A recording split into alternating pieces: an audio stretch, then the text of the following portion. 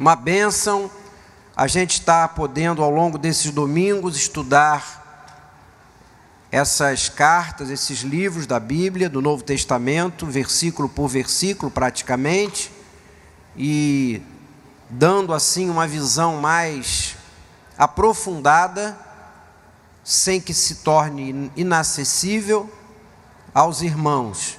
Fica o convite, o estímulo para que você resgate no site da igreja as 6 aulas, foram 6 aulas, hoje é a 6ª e última, cada uma em torno de 50 minutos a 1 hora, de maneira que você tenha em 6 horas o estudo todo do livro de Efésios.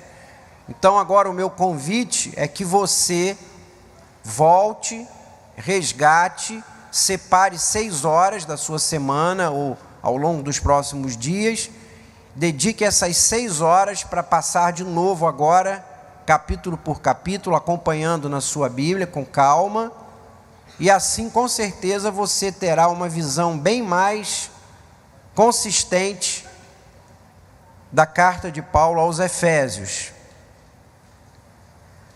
Se você quiser também, pode adquirir os CDs para você ouvir durante o seu trabalho, durante o transporte. Nós que moramos em Niterói, para ir daqui a ali levamos 1 hora normalmente, né? O deslocamento de um bairro a outro em Niterói nunca é feito com menos de meia hora, quando o trânsito está bom, de maneira que você leva o CD com você, qualquer que seja o meio de transporte, você naquela meia hora, em 1 hora, você vai repassando o estudo e aquilo vai sendo sedimentado no seu coração. E aquilo que é a obra do Espírito, que é o tempo todo sendo trabalhado, transformado, operado pela ação da palavra. Amém? Amém, irmãos? Quem está aí, diga amém. Muito bem, todos chegaram. Vamos abrir então aí Efésios 6. Nessa manhã nós vamos completar. Pastor Theo já disse, eu vou apenas repetir, no próximo domingo, todos estaremos juntos para estudar o módulo doutrinário chamado Estudo das Últimas Coisas. Aí todas as classes estarão unidas, não haverá classe diferenciada, todos estaremos juntos. A primeira aula nós vamos estudar a morte, não fique assustado, vamos estudar a morte, o que ela representa para o crente, o que é que vem logo depois da morte. Você vai para o céu? Você não vai para o céu? Tem purgatório? Vai purgar alguma coisa? O que a Bíblia fala sobre o segundo, milésimo de segundo depois que você fechar os olhos e o seu espírito deixar esse corpo? Essa será a primeira aula, a morte e o que vem logo depois. A morte para o cristão. É a aula do próximo domingo. E aí sucessivamente, depois estudaremos a volta de Cristo, a ressurreição dos mortos, o milênio, o juízo final, o céu, o inferno, enfim. São esses temas que ocuparão os 6 próximos domingos. Espero que você venha, porque já há bastante tempo, eu nem me lembro quando, que a Igreja Betânia estudou esses temas escatológicos. Por isso essa classe foi pensada exatamente porque há muito tempo nós não tratamos dessa temática. E para que a gente não fique sem saber o que vai acontecer amanhã, depois de amanhã, então nós decidimos estudar esse primeiro módulo doutrinário com toda a igreja. Amém?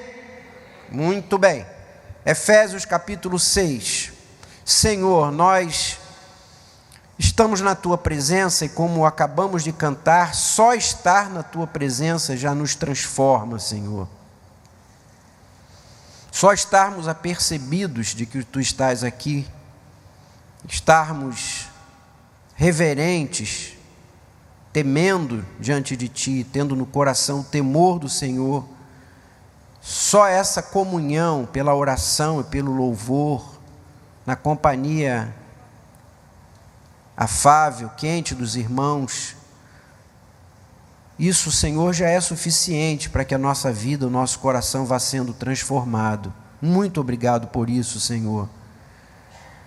Mas além disso, agora queremos ainda abrir a palavra e receber uma palavra tua, ouvir tua voz, deixarmos que o Espírito Santo nessa manhã, mais uma vez, opere, ministre, esclareça os nossos corações.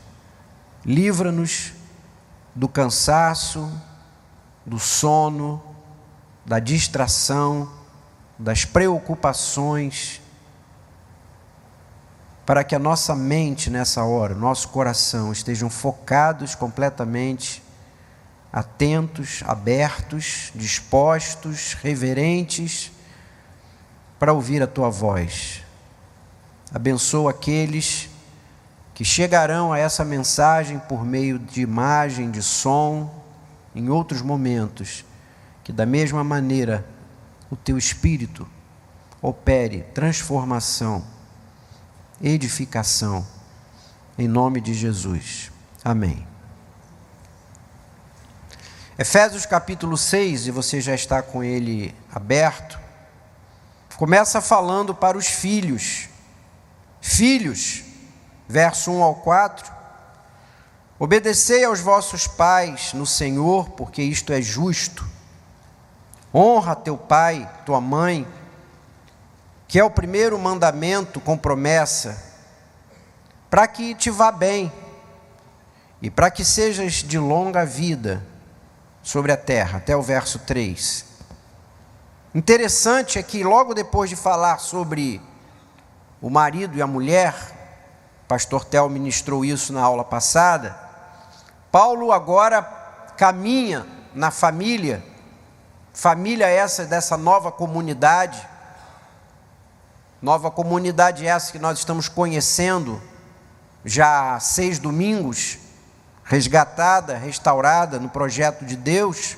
Agora, a palavra de Paulo vai diretamente aos filhos, e é interessante isso, porque isso evidencia pelo menos 3 coisas. Primeiro, é que diferentemente do tempo em que isso aqui está acontecendo, que esta carta está sendo escrita, tempo esse em que as mulheres e as crianças não tinham muito valor, não eram muito importantes, Paulo separa dentro da sua carta, da sua mensagem, uma palavra específica para as crianças, para os filhos, o que revela uma visão diferente desse tempo. Paulo valoriza as crianças, os filhos, os adolescentes, os jovens, dando a eles consideração e respeito, falando diretamente para essas crianças. Segundo, é que se essa é uma carta dirigida a uma igreja, e nesta carta há uma palavra, filhos, significa que dentro da igreja havia crianças, adolescentes, jovens. Não só Paulo dava importância às crianças, aos jovens, adolescentes, como a igreja tinha adolescentes, crianças e jovens. E em terceiro lugar, a palavra de orientação, de cuidado, considera que a família como um todo, não apenas os casais, como foi estudado no domingo passado, mas a família como um todo é chamada a viver desse modo digno que Efésios nos fala, desse despir-se do pecado e de assumir uma nova vida, de estar parecendo-se com o Pai, ser imitadores do Pai. Então, essa convocação, esse convite, esse apelo, essa lembrança do que o Senhor fez, desde o capítulo 1 de Efésios, quando Deus revela que essa obra da raça humana começou lá na mente de Deus, antes que houvesse nada tivesse sido criado, tudo começou na mente de Deus, na eternidade, e fomos criados na mente de Deus em primeiro lugar, escolhidos, separados, enfim, criados no tempo e no espaço historicamente, e que Jesus foi enviado para morrer na cruz, e restaurar, e resgatar, e reconciliar o homem com Deus e reunir judeus e gentios, todos como uma só família, para estarmos debaixo daquele que é o cabeça colocado sobre todas as coisas nos céus e na terra, a criação, os homens, os animais, os principados e potestades, para vivermos uma vida digna daquele que nos chamou, para nos parecermos com o Pai, toda, enfim, essa mensagem, que aqui resumido, pobre e rapidamente por mim, a mensagem do livro de Efésios, toda essa vida, essa mensagem, esse compromisso, esse chamado, essa convocação, é para toda a família. Por isso, o texto separa aqui um momento para falar com os filhos. Abro aqui um parênteses. Em breve vou até pedir aos pastores da igreja para nos darem a oportunidade de voltar a esse tema, que é falar um pouquinho e chamar a atenção de cada um de nós para as crianças na nossa igreja. Eu percebo que já há alguns anos aqui na nossa igreja não temos dado ao ministério com as crianças a devida importância, devido apoio que precisamos dar.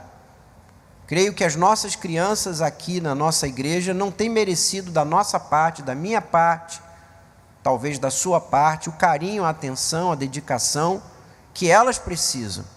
Essa velha máxima de que a igreja do amanhã, a criança é a igreja do amanhã, ela é enganosa, traiçoeira, porque você fica retardando o seu investimento na criança, achando que como ela é a igreja do amanhã e você está na igreja do agora, então você dá prioridade ao agora, porque amanhã vai ter o seu tempo. Porém, se você não investir agora na criança, não haverá criança aqui amanhã.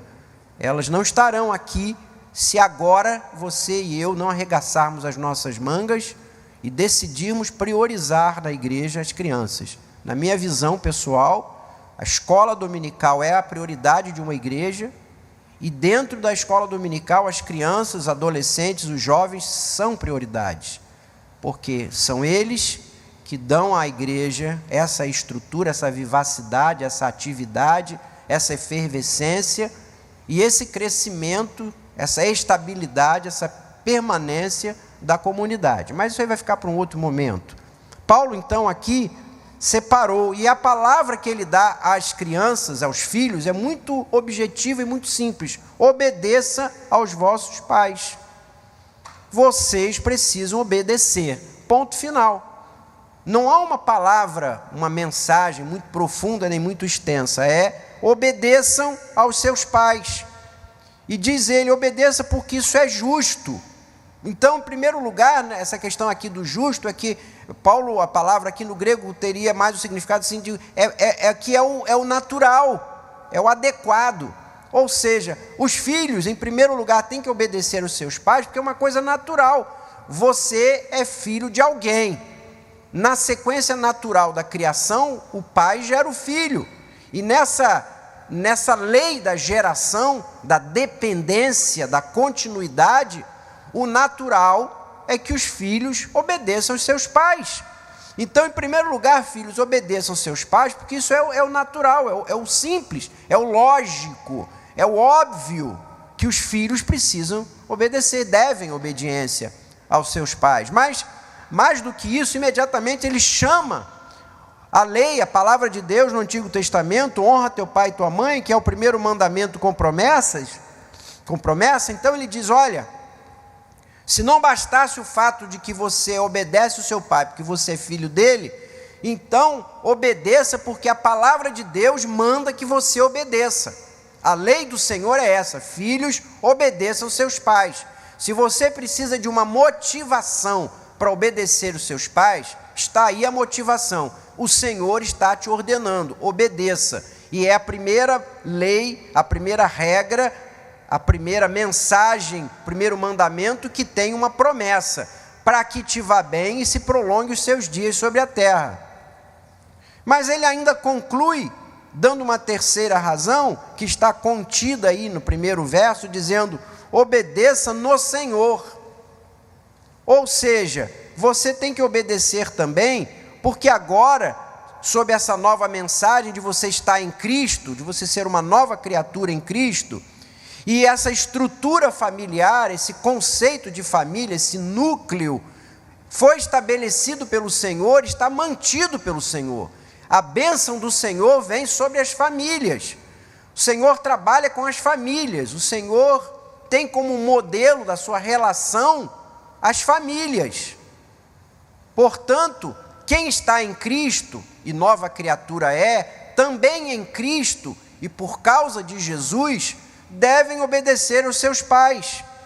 Colossenses 3:20, você quer abrir aí, sem deixar Efésios de fora, sem passar a página depois não achá-la, marque um dedinho. Colossenses 3:20 diz: filhos, em tudo obedecei aos vossos pais, pois fazê-lo é grato diante do Senhor. Fazer isso, obedecer, agrada ao Senhor. O Senhor fica feliz, percebe que você está honrando o Senhor. E o contrário também é uma outra evidência.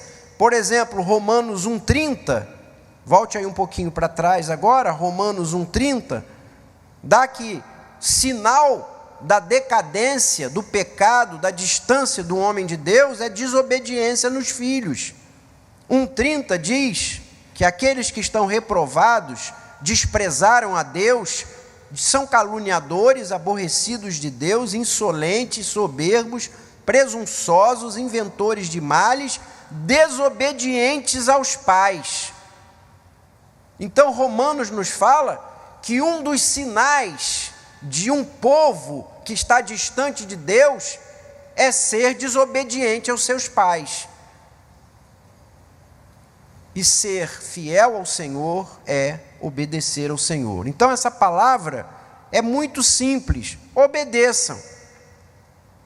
Mas ele no verso 4 vai agora para os pais e diz: e vós? Porque nessa altura os pais já estavam assim, alisando a mão, dizendo: é comigo mesmo, deixa ele agora comigo, é hoje que ele vai chegar em casa, eu vou sentar ele na cadeira, ele vai ouvir uma preleção, vai receber um sabão. Estou trazendo à mente tudo que o moleque tem feito nesse tempo todo, e agora é a hora, e agora eu estou debaixo da palavra, a palavra me dá autoridade. E aí o Paulo então imediatamente diz: e vós, pais, não provoqueis vossos filhos a ira, criai-os na disciplina e na admoestação do Senhor. Ou seja, há uma palavra para os filhos e há uma palavra para os pais. Não se esqueçam que esse tempo é um tempo de uma paternidade muito autocrática. Nesse tempo, os pais tinham todo e qualquer direito sobre os filhos. Pasmem vocês que a história conta que o filho nascido, se por algum motivo o pai ou a mãe, especialmente o pai, lhe achava algum defeito, poderia pura e simplesmente descartá-lo, dá-lo ou matá-lo. O direito da vida sobre o filho estava nas mãos do pai. Portanto, o filho podia ser dado, vendido ou morto. O pai tinha esse pleno direito pela lei. Só que Paulo está levando, por meio dessa carta, uma nova visão, a visão de uma nova cidadania. E nessa nova cidadania, ele está dizendo aos pais que eles não têm esse direito, que eles precisam, em outras palavras, respeitar os seus filhos, que os seus filhos são pessoas que também têm os seus direitos, que também precisam ser responsavelmente cuidados. Essa palavra pais, criai-os na disciplina, na admoestação, dizem aqui os estudiosos do grego que esse criar tem o sentido de daquele que nutre, alimenta uma planta para que ela cresça e floresça bela e sadia e viçosa. É o mesmo verbo do agricultor que cuida de uma planta, que rega, que aduba, que zela, que coloca ali o galhozinho em volta, que aprende e amarra para que aquela flor nasça sem cair para a direita ou para a esquerda e floresça com beleza. Criai-o é um verbo agrícola nesse sentido. E ele está então usando essa linguagem para a igreja, dizendo: pai, olha só, você não pode mais usar o seu direito autocrático, você não pode ser um tirano, você não pode bater toda hora no seu filho. Não provoquei os seus filhos a ira. É aquele pai, aquela mãe que fica o tempo todo: Zezinho para cá, Zezinho para lá. Não, senta menino, já falei. Levanta, falei para você levantar. Sai daí, você está na direita, passa para a esquerda. Eu sabia que na esquerda você não ia ficar bem, passa para o centro. Não mexa aí, já falei para você, vai estudar. Já acabou de estudar. Sabe aquele pai, aquela mãe que fica o tempo inteiro fustigando o filho? A palavra aqui de Paulo é esse cuidado. Entenda o que é ser pai. É a tarefa de disciplinar, no sentido de instruir, de cuidar, de zelar, de dar orientação. A palavra disciplina e a palavra admoestação não é naquele sentido que você pensa de que vai chegar em casa, procurar uma vara bem fininha, porque se a palavra diz que eu tenho que criar meu filho na disciplina, é hoje mesmo. E procura a varinha fina que tem mais uns nozinhos para poder disciplinar o filho. Mas a palavra aqui não tem esse sentido. A palavra tem sentido de conduzir, de treinar, de dar a ele instrução. Por outro lado, cuidado, também a palavra não está querendo dizer aquilo que a gente ouve frequentemente. Essa semana passada, retrasada, eu ouvi isso no meu consultório. A mãe dizendo assim: ah, minha filha é maravilhosa e tudo, e eu já fiz um compromisso com meu marido, eu vou criá-la de maneira que vou dar a ela todos os direitos e liberdades, inclusive religiosa, porque eu penso de uma maneira, meu marido pensa de outra, e eu não quero obrigar minha filha a ser nada que ela não queira ser. Vou dar a ela a liberdade dela escolher, porque eu acho que isso é que é o certo. De maneira que nós temos na paternidade, na criação familiar, geralmente dois extremos. Ou aqueles pais que acham que lhe é dever e obrigação amordaçar, botar um cabresto no filho e fazê-lo arrastar para a direita ou para a esquerda, fazendo com que autoritariamente ele seja e faça o que ele acha que ele deve ser ou fazer. E temos a outra guinada da outra extremidade, daqueles que dizem: eu vou deixar meu filho livre para ele escolher o caminho que ele vai seguir. Geralmente eu faço a seguinte pergunta imediatamente: você também age assim quando vai atravessar a rua com ele? Como é que você faz quando vai atravessar a rua com seu filho? Para preservar a sua liberdade, a sua autonomia, você está diante de uma avenida e vai ali com seu filho e diz: meu filho, eu quero que você seja livre. Você atravessa a hora que você achar que deva atravessar, o caminho é perigoso, passa muito carro, olhe bem. Eu vou, mas vou te dar essa liberdade, vá quando você achar que deva ir, com segurança. Alguém age assim em sã consciência? Qual é o pai ou a mãe que imediatamente não mete a mão, segurando a mão do menino e fica olhando para a direita, para a esquerda, para poder saber a hora de atravessar? Claro! Porque se você sabe que o seu filho, na infância, ainda não teve a experiência, a capacidade de amealhar conhecimento, certo, errado, falhar muitas vezes, sofrer o dano de ter falhado, e isso também é importante no processo de criação. Você tem que entender que a criança às vezes vai tomar uma decisão e muitas vezes você vai ficar ali ao lado dela acompanhando para ver que falhar lhe foi instrutivo, faz importância para ele errar e rever que errou, de maneira que você não pode o tempo todo andar por ele, caminhar por ele, botar ele no colo para andar para a direita, para a esquerda, para cima e para baixo, para ele não cair. Ele vai ter que cair, faz parte do processo do andar, tropeçar e cair. Também me lembro de alguns anos atrás, uma mãezinha e a sua avózinha que criavam uma menina, e a menina chegava ao meu consultório no colo, para eu consultá-la eu tinha que pedir para que botassem a menina na maca para eu poder examiná-la. Em todo o tempo que eu estava examinando, a mãe e a avó estavam cuidadosamente cercando a menina para que a menina não eventualmente caísse da maca. De 2 em 2 segundos olhava o ventilador, antigamente, ou ar-condicionado, porque tinham medo que o ar ligado poderia trazer um dano irreparável à saúde da menina. E assim que eu terminava a consulta, imediatamente uma corria e botava o agasalho, e a outra enfiava a calça para a menina ficar bem agasalhada. Imediatamente voltava para o colo. E isso foi acontecendo com tanta frequência que eu precisei um dia dizer assim: ela não anda. E aí, eu acho que a avó imediatamente foi a primeira que respondeu, não percebeu assim a profundidade da minha pergunta, e me respondeu: não, ela quase não vai ao chão lá em casa, porque o senhor sabe, né, meu piso é frio, é piso de pedra. E ela, tenho medo que ela fique andando, correndo, cair, vai bater a cabeça, o dano aí é irreparável. E a menina, tadinha, já com as perninhas finas, já atrofiadas, porque ela ficava no colo da mãe para a avó, da avó para a mãe o tempo todo.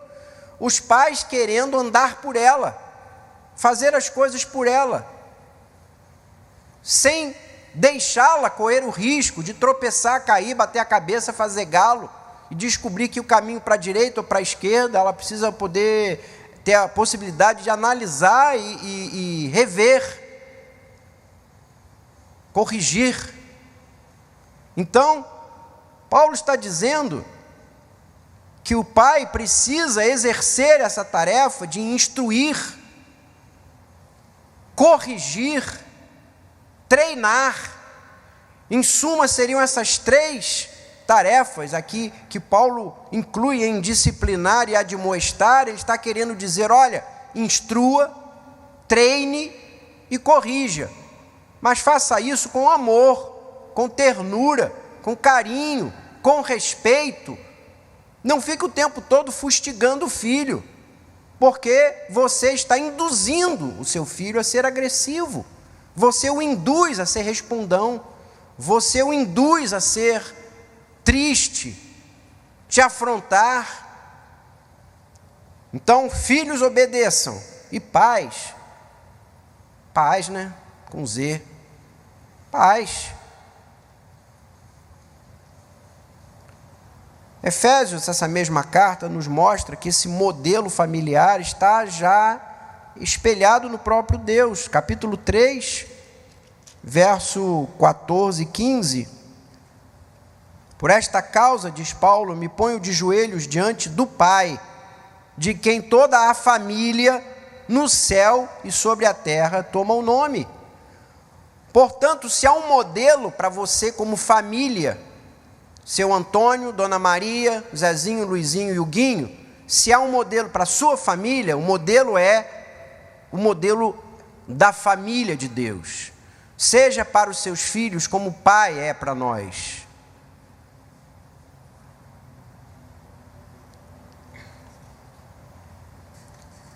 Paulo prossegue no verso 5 agora, voltando a palavra para os servos e senhores. Do verso 5 ao 8, ele vai falar sobre os servos. Quanto a vós, servos, obedeçam vosso Senhor segundo a carne, com temor e tremor, na sinceridade do vosso coração, como a Cristo, não servindo à vista como para agradar a homens, mas como servos de Cristo, fazendo de coração a vontade de Deus, servindo de boa vontade como ao Senhor e não como a homens, certos de que cada um, se fizer alguma coisa boa, receberá isso outra vez do Senhor, quer seja servo, quer seja livre. Paulo aqui não está discutindo, não é esse o contexto da relação escravocrata, de haver ou não haver escravidão. Alguns gostam de, nesse processo de destruição da mensagem de Deus, do cristianismo, da Bíblia, ainda dizer, não, porque a Bíblia apoia o escravagismo, porque fala para escravos, fala para senhores, não rompe essa estrutura. Essa discussão é uma discussão longa, mas aqui a questão de Paulo não está tratando nesse momento do modelo de Deus, de relação, mas está tratando de um modelo vigente e como fazer desse modelo vigente um modelo que se encaixe aos princípios de Deus, da igualdade, do respeito, do amor, do bom tratamento, do bom trato.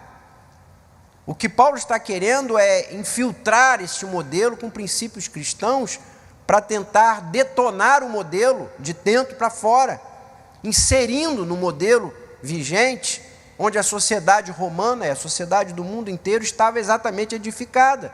O mundo estava edificado sobre uma relação de escravidão. O mundo vivia assim. Havia uma grande dependência do trabalho feito por meio dos escravos, dos servos. Então, o que Paulo está fazendo ao apresentar essa nova sociedade é inserir nesse modelo algo que ele falara nos capítulos anteriores, da honestidade, da pureza, do amor, da relação igualitária, familiar entre si e com Deus. E ele começa trabalhando com os servos, dá aqui no caso a prioridade a falar aos servos, inserindo nessa relação algo novo, que é a presença de Cristo nessa relação do trabalho. Notem que do verso 5 até o verso 8, todos os 4 versos têm Cristo, ou como a Cristo, ou para a Cristo, em cada um dos versos. Ou seja, Paulo colocou no centro da relação a presença indispensável, fundamental de Cristo. O que Paulo está querendo dizer é: servos, desviem essa atenção, esse quadro da relação patrão-empregado. Agora, vocês fazem parte, como eu, como todos, como os seus patrões, de uma nova relação com Deus, uma relação de reconciliação, de senhorio de Deus para conosco, e ao mesmo tempo uma relação de paternidade e filiação. Portanto, desvie os olhos do patrão e ponha os olhos em Cristo. Tudo quanto você fizer, qualquer que seja o seu trabalho, no momento em que você estiver, no ambiente, no habitat, na situação, no quadro, onde você estiver desempenhando o seu trabalho, ponha na mente, nos seus olhos, uma coisa: você é do Senhor, chamado pelo Senhor, lavado pelo Senhor, andando com o Senhor e fazendo todas as coisas como para o Senhor. Enxergue o seu quadro dessa maneira. Aplique no seu trabalho, no seu relacionamento de trabalho, todos os princípios que você tem ouvido e aprendido nesse relacionamento com Deus: respeito, sinceridade, transparência, honestidade, amor. Tudo isso dentro do que você estiver fazendo e onde quer que você esteja fazendo. Vocês não são servos do seu patrão, na verdade vocês são servos do Senhor. Como seu patrão é servo do Senhor também. Ele é servo do Senhor, ele é escravo de Jesus, tal como você é escravo de Jesus. Igualmente, então preste o seu serviço, não com raiva, nem por medo, nem por humilhação, da relação que você tem com o seu patrão. Ao contrário, trabalhe sabendo que na verdade você é servo de Jesus. E ao ser servo de Jesus, escravo do Senhor Jesus, preste o seu trabalho como se estivesse prestando isso ao Senhor. É por isso que ele vai dizendo: olha, não fique aborrecido, irado, não engane, não fique fazendo as coisas na frente do homem para agradar o homem, porque você na verdade é empregado, é servo de Jesus. E como Jesus está em todos os lugares, e os seus olhos nos alcançam em todo lugar, não adianta você esperar o patrão ir para o outro cômodo, você levantar o tapete e jogar a poeira para debaixo do tapete, porque aquele patrão, segundo a carne, foi para o outro cômodo, mas o seu Senhor eterno está no cômodo junto com você, tá? Estou te vendo. Então, desvie o foco dessa relação para uma relação com Cristo. Verso 5, como a Cristo. Verso 6, servos de Cristo, faz isso de coração, obedeça à vontade de Deus. Verso 7, faça de boa vontade, você está trabalhando para o Senhor, não para homens. E se porventura, em algum momento, você se sentir injustiçado, porque você fez do bom e do melhor, o seu melhor, e o seu patrão nunca te reconheceu, nunca te deu uma palavra de reconhecimento e elogio, fique tranquilo, porque na verdade o seu Senhor não é propriamente o seu patrão, mas é o Senhor Jesus. E se você faz essas coisas, você vai receber do Senhor o reconhecimento, é o que diz o verso 8. Ou agora, ou no porvir, mas o Senhor há de reconhecer o seu comportamento, o seu trabalho, a sua dedicação. Mas aí imediatamente tal fez como os filhos e os pais. No verso 9 ele agora vai para os senhores e diz: vocês também têm algumas coisas que precisam aprender. Eu estou falando de uma relação igualitária, por isso, de igual modo, procedam com eles. Se eles precisam ter para com você respeito, transparência, sinceridade, amor, quero lhes dizer, para a surpresa do modelo vigente da relação escravo-servo, neste ano 90 da era cristã, para a tua surpresa, que você, como senhor, precisa ser igual ao seu servo. Imagina que escândalo, que choque esse princípio gerou nos senhores, que se sentiam donos dos seus escravos. Dizem alguns filósofos gregos da antiguidade que o escravo era um instrumento que andava. Os escravos eram instrumentos que andavam, não eram pessoas. E assim eram tratados pelos seus senhores. Mas agora Paulo introduz uma mensagem bombástica. Ele diz: olha, senhores, nesse modelo da nova sociedade que o Senhor está trazendo a você, vocês e eles são iguais. São também escravos, servos do Senhor. Da mesma maneira, você, senhor, patrão, precisa tratar o seu empregado com respeito, atenção, carinho, igualdade, transparência. Não fica dando golpe, não fica assinando a carteira por um valor diferente, não fica pensando como é que você vai fazer para você se dar bem e o seu empregado se dar mal. Como é que você vai tirar a vantagem melhor do seu empregado? Seu empregado não pode ser visto por você como uma pessoa de segunda categoria. Ele é igual a você, tem diante de Deus os mesmos deveres, os mesmos direitos, e vocês fazem parte de uma mesma família. Então, eventualmente, nessa escala momentânea social, você está dando a ordem e ele obedecendo, isso não quer dizer que isso faz de você dono dele, direito sobre a vida dele, dispondo sobre ele da maneira como você acha que deve dispor, maltratando ele, tratando ele como uma pessoa que não é a pessoa que ele é diante de Deus. É o que ele está dizendo aí para os senhores: procedei de igual modo com eles, deixe de lado a ameaça. Fica o tempo todo dizendo: olha o que eu vou fazer, olha, deixe de lado a ameaça, porque Deus é Senhor deles e vosso, que está no céu, e para Deus não há acepção de pessoas. E depois então de fazer essas advertências para marido, mulher, pai, filho, senhor, escravo, Paulo então vai concluir a sua carta. E ele então entra no último trecho da sua carta, onde ele vai falar de uma relação,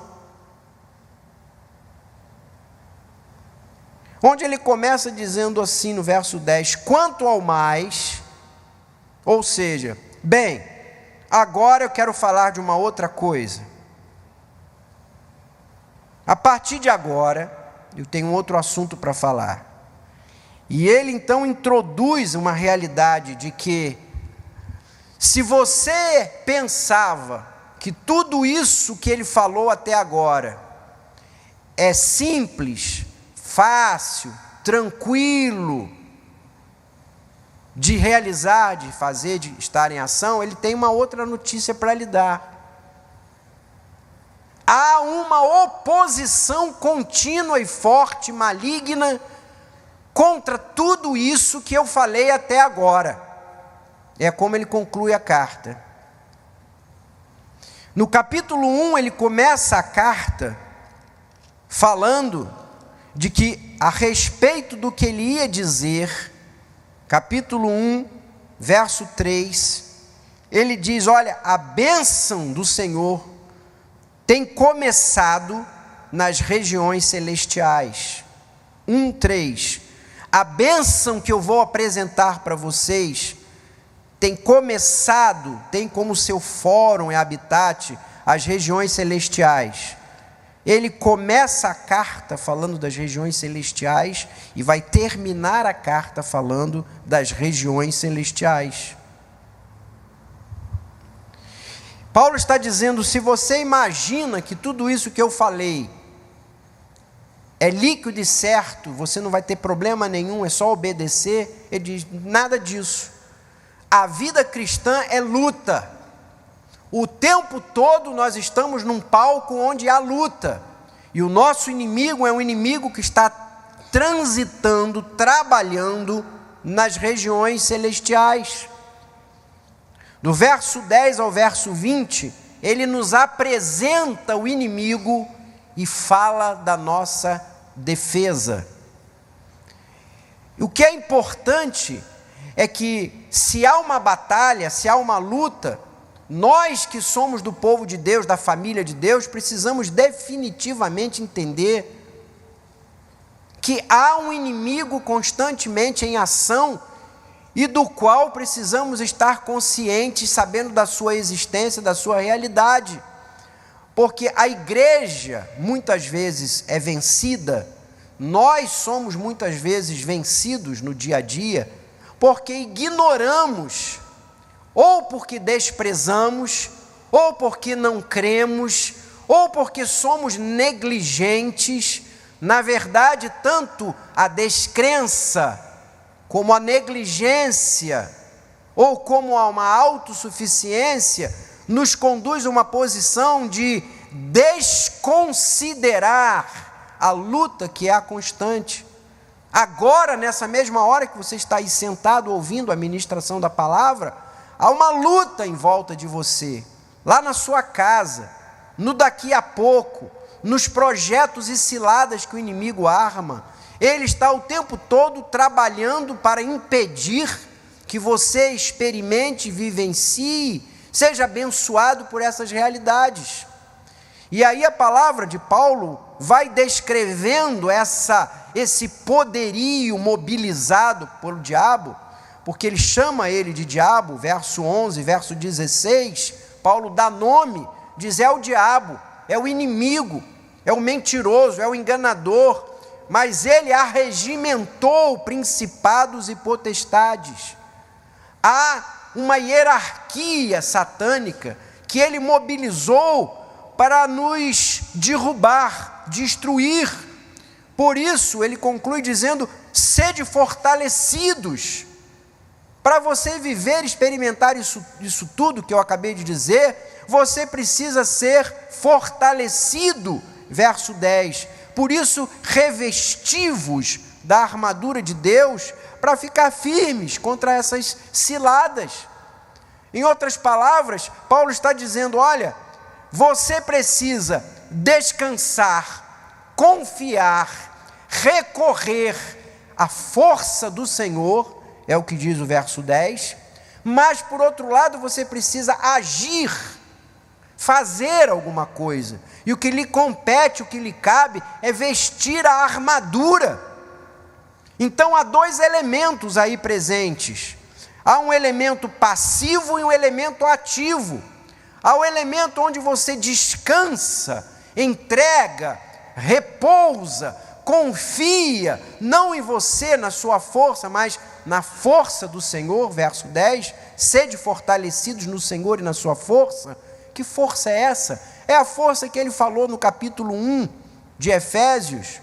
Capítulo 1 ele fala que força é essa. Volte lá para o capítulo 1 para você lembrar, que foi a primeira mensagem que a gente apresentou no primeiro domingo.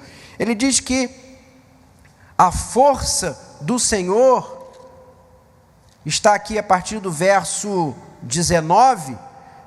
Qual é a sua suprema grandeza do seu poder para nós os que cremos? Essa força é eficaz, é a mesma força, verso 20, que ele exerceu em Cristo, ressuscitando entre os mortos, fazendo ele sentar à sua direita nos lugares celestiais. Ele tem mais poder, está acima de todo principado, potestade, poder, domínio, todo nome que se possa referir no presente século e também no vindouro. Ele pôs todas as coisas debaixo dos seus pés. Ou seja, o poder que há em Deus é superior a todas as coisas, sobre todo principado e potestade. Não tenha medo do diabo, não fuja dele. Não se assuste pela tentação, a opressão do diabo. O poder que há em Deus, à tua disposição, é maior do que qualquer diabo, potestade e principado. Graças a Deus. E nós estamos em Cristo, é o que diz a mensagem que foi lida e pregada de Efésios. Nós estamos em Cristo, assentados em Cristo, no trono, nas regiões celestiais. Portanto, todo principado e potestade está debaixo dos nossos pés em Cristo. Para nós que já estamos com Jesus, principados e potestades, diabo e suas legiões, estão abaixo, não têm o poder que você pensa que tem, eles estão já derrotados. Por isso Paulo diz, não encare o diabo com seu poder e sua força, você vai ser derrotado. Lance mão do poder e da força que está em Deus, seja fortalecido em Deus, nele há poder, recorra a ele, descanse nele, convoque ele, trabalhe com ele. Porém, há uma parte que é sua, você precisa vestir uma armadura.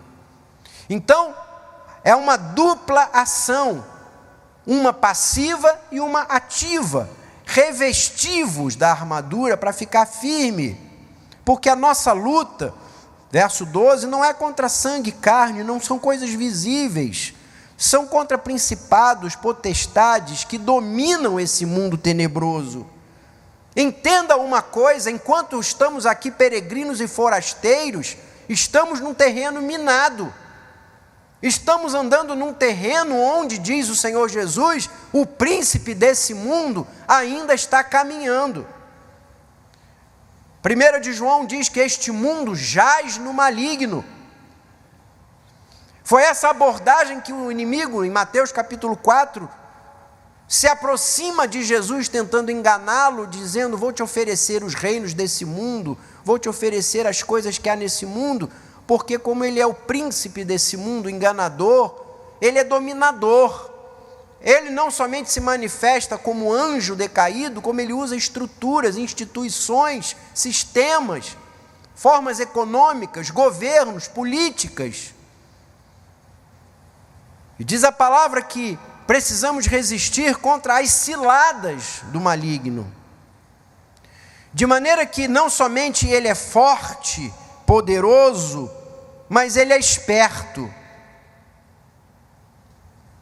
A força espiritual do mal. O diabo tem poder e força, mas ele também é esperto e arma ciladas. Muitas vezes ele vem na nossa direção ostensivamente com alguma coisa que é firme e forte, mas muitas vezes ele vem diante de nós com artimanhas, com enganos, com ciladas.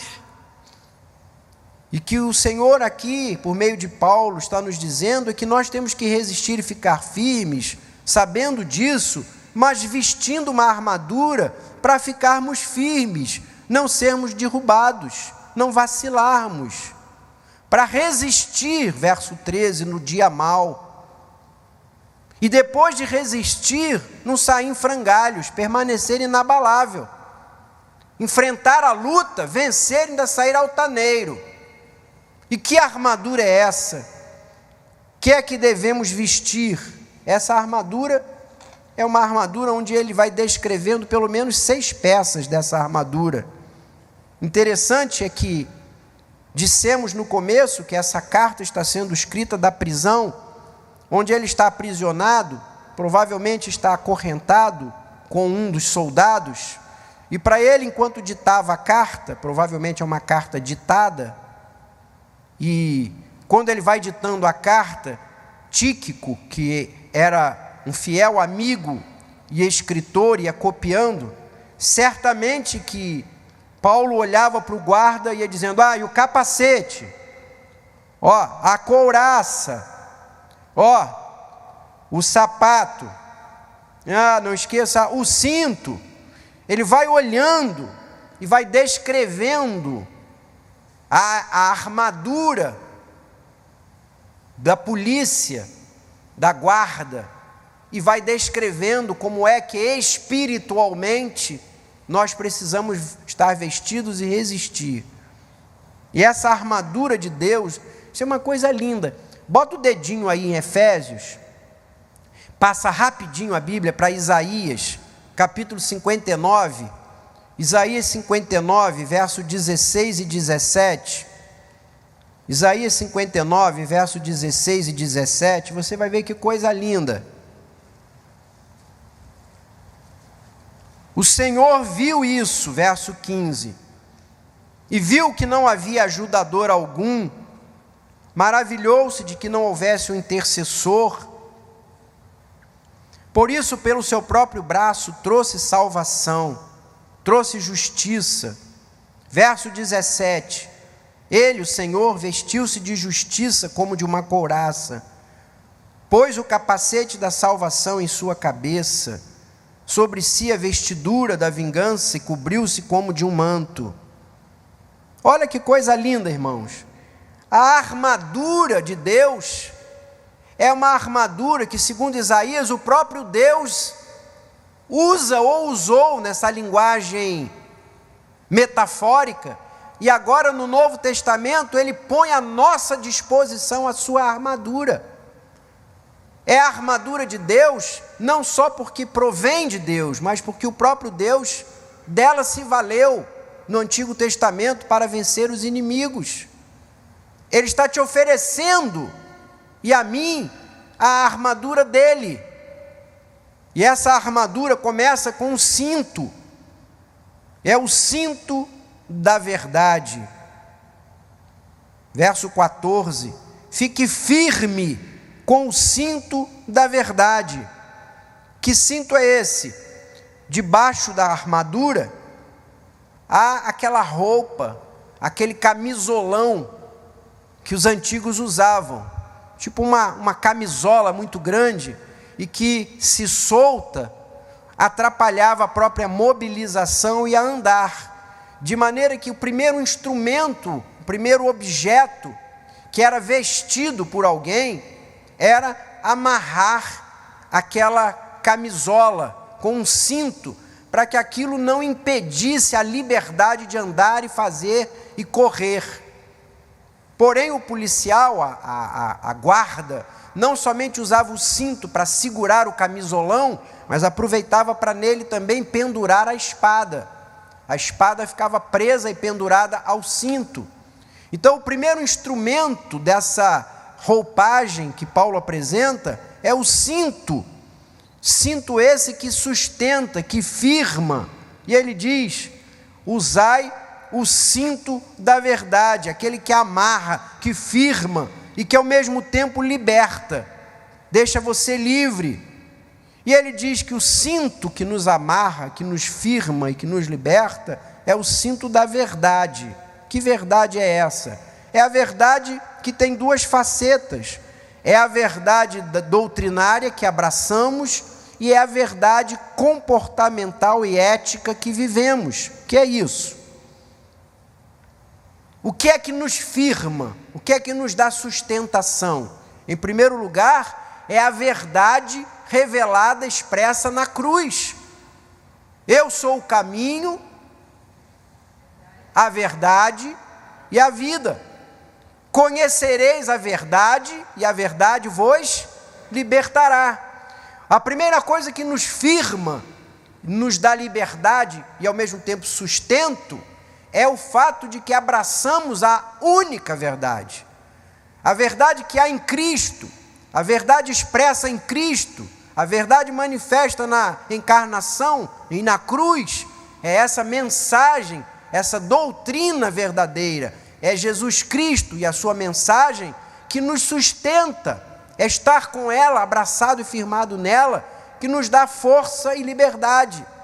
Mas, ao mesmo tempo, Paulo já disse isso na sua carta, que precisamos ter um comportamento condizente com a verdade. Eu e você precisamos andar na verdade.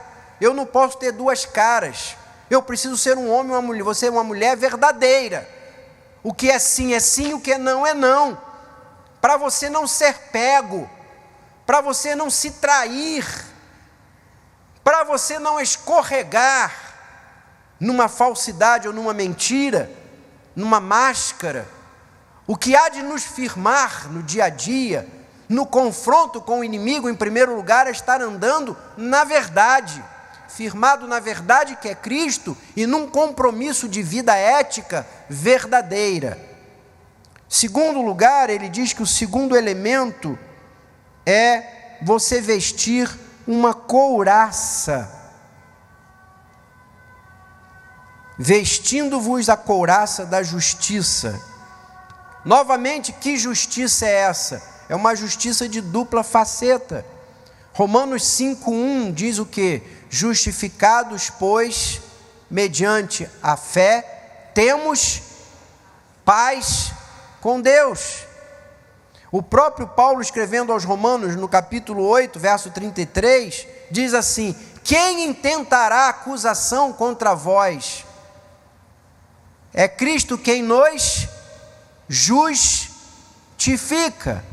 Ou seja, foi o fato de que fomos justificados por Deus, fomos feitos justos aos olhos de Deus. Hoje o Senhor nos vê em Cristo justos. É essa justiça de Deus que nos protege, é a nossa couraça. O inimigo não nos acerta com as suas acusações, não tem do que nos falar de nós, porque nós já estamos justificados. E isso trouxe paz, nossa consciência está limpa, nós não andamos embaraçados, o nosso inimigo é calado. Porém, ao mesmo tempo, precisamos viver em justiça, falar e defender a justiça, andar na justiça, tal como a verdade. Essa é uma moeda que tem duas faces. Fomos justificados para andarmos na justiça, não nos conformarmos com as injustiças, não nos calarmos diante das injustiças. E é isso que nos protege. Prossegue no verso 15, dizendo que calçamos os pés com as botas da preparação do evangelho da paz. Os sapatos, aquilo que está nos nossos pés, aquilo que nos protege e nos capacita, é a evangelização. Nossos pés devem estar sempre prontos, dispostos para levar o evangelho da paz. Por que o evangelho da paz? Porque onde o evangelho verdadeiro chega, o que chega é a mensagem de reconciliação com Deus. E a reconciliação com Deus traz como consequência a paz.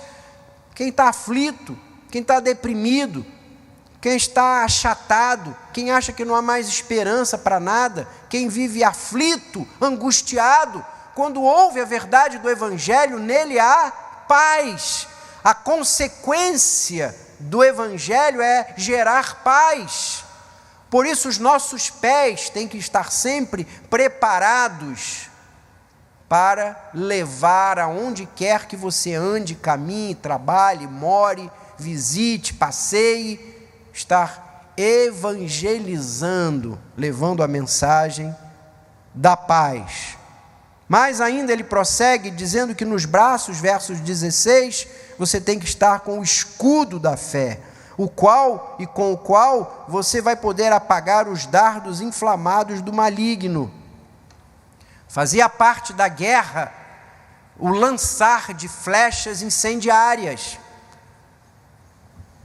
Na luta à distância, o inimigo, quando queria atingir o outro lado, o outro front do inimigo na luta, ele lançava setas, flechas incendiárias. E essas flechas eram defendidas por um escudo que praticamente tinha o tamanho do corpo. Era um escudo enorme que ficava no braço do soldado, da guarda, para que quando a flecha fosse lançada, parasse naquele escudo de madeira, ferro e couro. E então batia ali e não prosperava. Então ele está dizendo, o diabo fica o tempo todo tentando lançar dardos inflamados na nossa direção. Ele quer mandar dúvidas, questões, acusações, tentações, toda sorte de artimanha.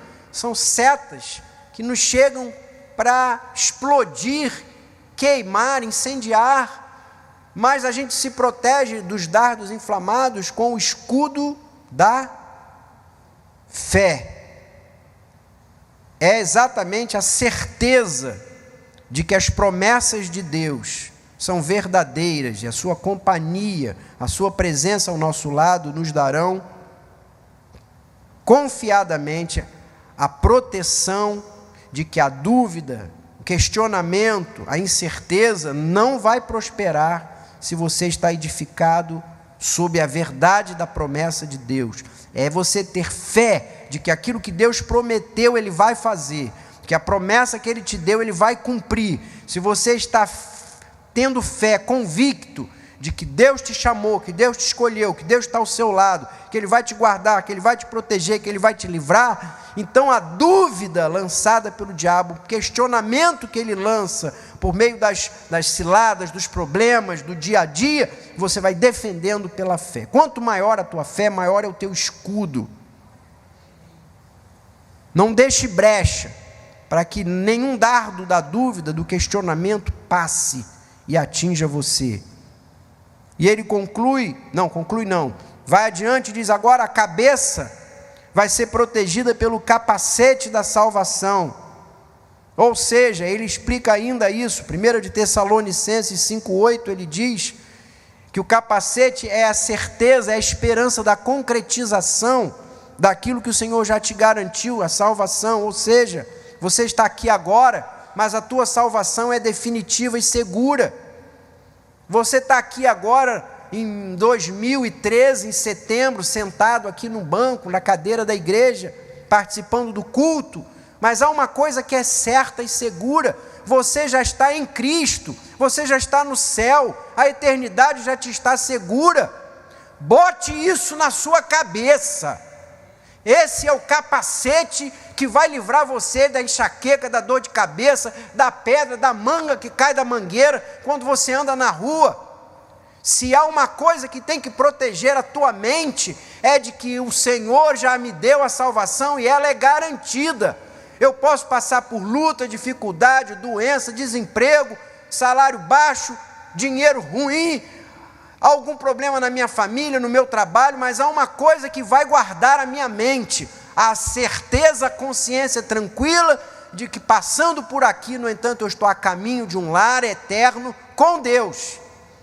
É o capacete da salvação que protege a tua mente, te dá certeza, confiança e consciência. Sou de Deus, caminho para o lar eterno com Ele. O que aqui aconteceu, o que aqui se passar, é passageiro. Estou caminhando para o lar da glória, diz um antigo hino, amém? E aí ele conclui dizendo, e por fim, ponha na mão agora a espada do Espírito, que é a palavra de Deus. Ou seja, o tempo todo eu falei de um combate onde você se defende. O diabo vem, você usa o escudo, usa a couraça, anda com a bota, bota o capacete, mas agora ele vai falar de uma arma de ataque. Ele põe na tua mão uma espada, e ele diz, olha, andar com Deus, lutar contra o inimigo, não é apenas se defender, é também agredir, fustigar, assustar, afastar, inibir, por meio da palavra. Como foi que o Senhor repeliu o diabo em Mateus capítulo 4? Quando o tempo todo o diabo vinha lhe fazer tentações, ele citava a palavra, citou Deuteronômio o tempo todo. E o que é que Hebreus diz? Que a palavra de Deus é o quê? O que é que diz Hebreus? Hebreus capítulo 4 diz o quê? Palavra de Deus é viva e eficaz, mais penetrante que o quê? Que uma espada de 2 gumes, é a palavra. Meu irmão, não fica andando com canivete de unha aí não. Não pensa que você vai se defender do diabo com aquele coisa aí. O diabo não tem medo de canivete de unha, nem suíço para cortar laranja. Tem gente que anda na igreja, bota a Bíblia debaixo do braço, 30 anos, 40 anos, e aquilo para ele é um canivete de unha, faz tec, tec, tec, tec, o diabo ri. É hora de você botar na mão uma espada de 2 gumes, conhecer a palavra, saber o que é que Deus tem colocado à tua disposição, quais são as promessas, o que é que Deus te deu, te entregou. Deus já depositou na nossa conta milhões e milhões e milhões, e a gente fica andando mendigando na sarjeta, vestindo pobre fracamente, andando mendigando aqui e ali uma bênção, quando já há uma fortuna depositada na tua conta, na minha conta no céu. Mas eu só vou saber quantos milhões o Pai me deu, qual a herança suprema que Ele me deu, se eu for a palavra e descobrir, se eu for ao manual e entender que Deus tem colocado à minha disposição uma riqueza infinda. Quem não conhece a Bíblia, não sabe o que tem a seu dispor, não tem a arma afiada, não pode se defender contra o inimigo, fica com medo como é que é aquele careta de boi, não tem? Quando a gente quer assustar a criança de noite, olha, o boi vai te pegar, o bicho papão. Tem crente velho que tem medo do bicho papão. Qualquer que o diabo fez, ele sai correndo. Velho de guerra, calejado de igreja, aluno de escola dominical de 50 anos, tem medo do bicho papão, porque não tem na mão a arma, a espada afiada. Mas ele conclui dizendo: faça isso tudo, vista essa roupa toda, verso 18, com toda oração e súplica, orando em todo tempo no Espírito e vigiando. Não adianta pura e simplesmente botar a roupa, ajeitar uma cadeirinha, sentar e dormir de armadura, bonitão, capacete, espada, escudo, bota, tudo brilhando. Agora bota uma rede aí no meio dessas árvores que eu vou dormir. Deixa o inimigo comigo que eu agora estou arrumadaço. Está arrumadaço e derrotadaço. Porque se você vestir a armadura só, pura e simplesmente, está exposto da mesma maneira. Você tem que andar com a armadura, mas o todo tempo orar e vigiar em todo tempo. A palavra diz que o inimigo fica a nosso derredor, cirandando, tentando encontrar uma brecha por onde entrar. Ele é astuto e poderoso, ele cria ciladas. Se for possível, ele se disfarça de um anjo de luz. Então é estar de armadura, mas está orando no Espírito. Você entendeu o que diz a palavra aí? Estar orando no Espírito. É o tempo todo ligado com o Senhor. Não é recitando oração, botando o folhetim com a oração de horas difíceis. Você fica no bolsinho, quando chega a hora da agonia, puxa a oração das horas difíceis. Senhor Jesus, Deus poderoso, que nesse momento me acorde, que o Senhor fez isso. Isso não leva a nada. A palavra diz, é oração no Espírito, é estar ligado no Espírito. É você estar andando com o Espírito. A tua oração tem que ser aquela oração de uma comunhão, de alguém que está andando com o Senhor o tempo todo, vigiando, atento. A oração é com toda súplica, perseverança.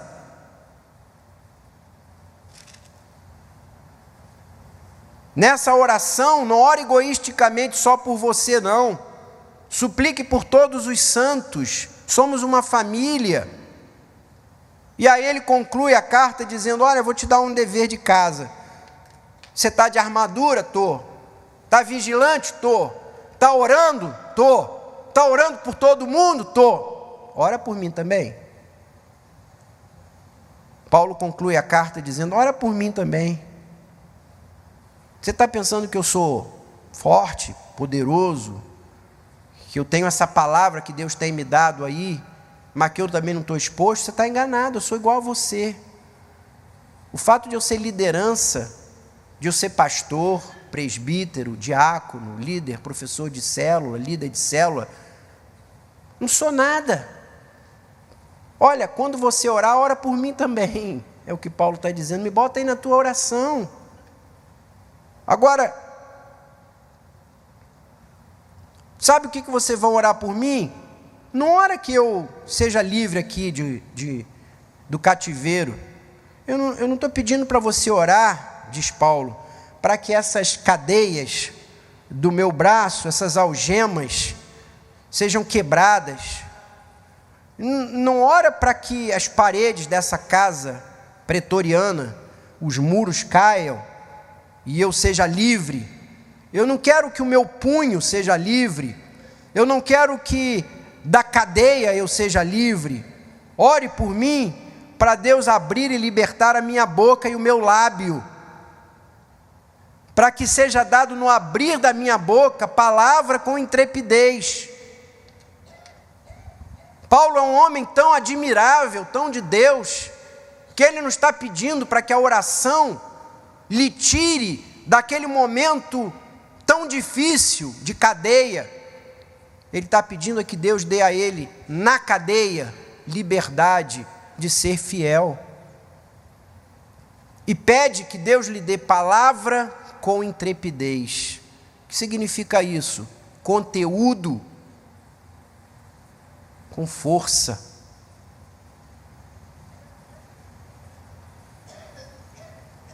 Quero ter o que dizer, mas falar isso com coragem e força. Por isso eu sou embaixador em cadeias.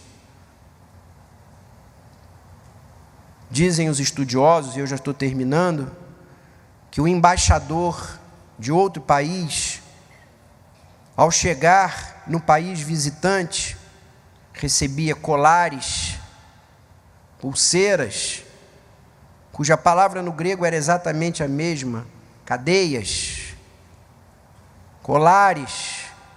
Um embaixador era tratado com honra, e logo alguém lhe trazia como presente adornos. E ele usa essa figura de linguagem encerrando a carta, dizendo: mas eu sou embaixador é de Deus. E eu também recebi cadeias. Eu sou um embaixador em cadeias. Estou aqui para que Cristo, por meio da minha ousadia, alcance a muitos. Por isso alcançou Onésimo, que é um escravo preso talvez como ele, que se converteu e que é devolvido para Filemon, que é uma carta que vai junto com essa. Concluo dizendo que ele manda Tíquico consolar a igreja, que estava triste e aflita pela sua prisão. Ele é um preso que consola. Ele quer tirar a igreja da aflição. E conclui dizendo que a paz esteja com os irmãos. O amor, a fé e a graça do Senhor seja com todos. Você lembra como foi que ele abriu essa carta no capítulo 1?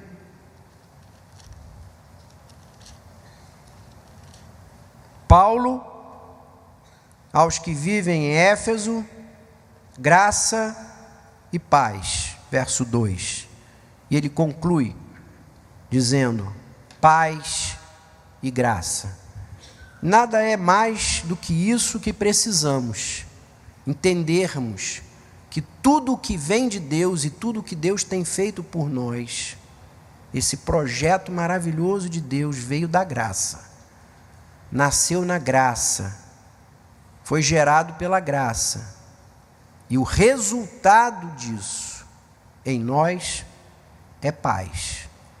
Paz pela convicção e certeza de que Deus já nos fez, tem feito e nos reservou todas essas bênçãos que nós temos aqui conhecido, estudado e ministrado.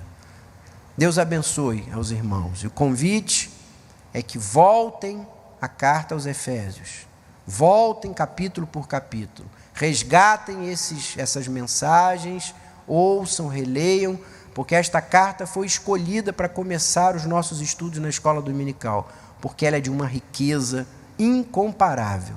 Ela é uma carta maravilhosa.